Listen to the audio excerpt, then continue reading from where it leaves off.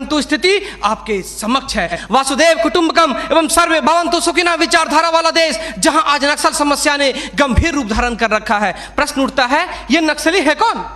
समाज के सबसे शांत, शहरों से दूर जंगलों में रहने वाले तथा खेतों के माध्यम से अपने जीवन यापन करने वाले वो लोग जो अपने पूर्वजों द्वारा दिए गए धरोहर को बचाने के लिए सरकार के खिलाफ हथियार बंद हो गए हैं और अंततः ये लोग नक्सली बनने पर मजबूर होते हैं। महोदय, आधुनिकीकरण के नाम पर उन गरीब आदिवासियों की जमीनों को छीन ली गई तथा उन्हें मजबूर कर दिया बंधुआ मजदूर बनने पर, किंतु आज उनकी अधिकारों की कोई बात तक नहीं करता। मन समर्पित, तन समर्पित और यह जीवन समर्पित। मैं पूछता हूं, देश की धरती तुझे क्या दूं, क्यों दूं और किस लिए न्यौछावर करूं अपना सब कुछ तुम पर? क्या इसलिए कि मुझे देशद्रोह जैसे शब्दों से नवाजा जाए या इसलिए कि मुझे फर्जी इनकाउंटर में मार दिया जाए? जी हां अध्यक्ष महोदय, कुछ ऐसा ही समय था जब मान्य सूर्य लखन भैया सेहराबुद्दीन तथा तुलसीराम प्रजापति को फर्जी इनकाउंटर में मार दिया गया। यह कैसी विडंबना है महोदय। हमारे विपक्षी साथी द्वारा मानव अधिकार का संरक्षण किए बगैर ही राष्ट्रीय सुरक्षा की बात करते हैं। जब आम लोगों का कोई अधिकार ही नहीं हो तो इस स्थिति में राष्ट्रीय सुरक्षा का क्या मतलब? मैं पूछना चाहता हूं अपने विपक्षी साथियों से,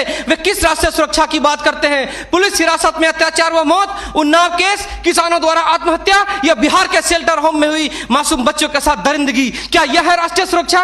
राष्ट्रीय सुरक्षा का अर्थ सिर्फ सीमा की सुरक्षा नहीं बल्कि सीमा के अंदर रह रहे व्यक्तियों की सुरक्षा से भी है। अपने हक को मांगे जाने पर लोगों को नक्सली तथा आतंकवादी करार दिया जाता है तथा यह सुरक्षा देने वाले पुजारी आईपीसी की धारा 124A के तहत गिरफ्तार कर उन्हें देशद्रोह का मुकदमा चलाते हैं, फिर फर्जी इनकाउंटर में भी मार गिराते हैं। जबकि सुनील बत्रा बनाम दिल्ली प्रशासन में माननीय न्यायाधीश ने स्पष्ट किया है कि फर्जी इनकाउंटर हत्या के समान है।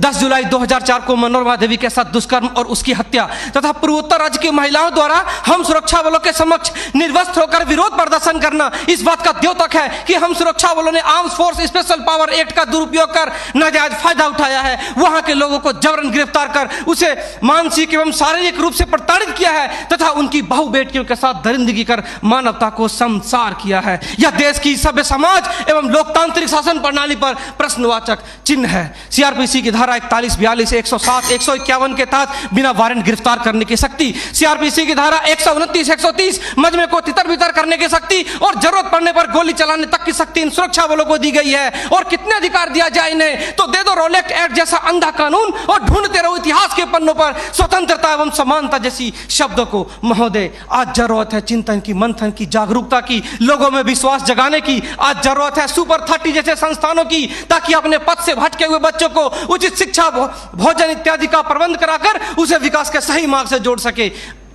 अंत में फैसला माननीय निर्णायक मंडल के पर छोड़ते हुए गुरुदेव रविन्द्रनाथ टैगोर की इन पंक्तियों के साथ मैं अपनी वाणी को विराम देना चाहूंगा कि मैं जीना चाहता हूं इंसानों की फौज के बीच में, मैं जीना चाहता हूं उगते सूरज की किरणों के बीच में, सुंदरता और सुगंध के बीच में। मेरी इच्छा है काश मिल जाए मुझे थोड़ी सी जगह इन जीने वालों के दिलों के बीच में। जय हिंद,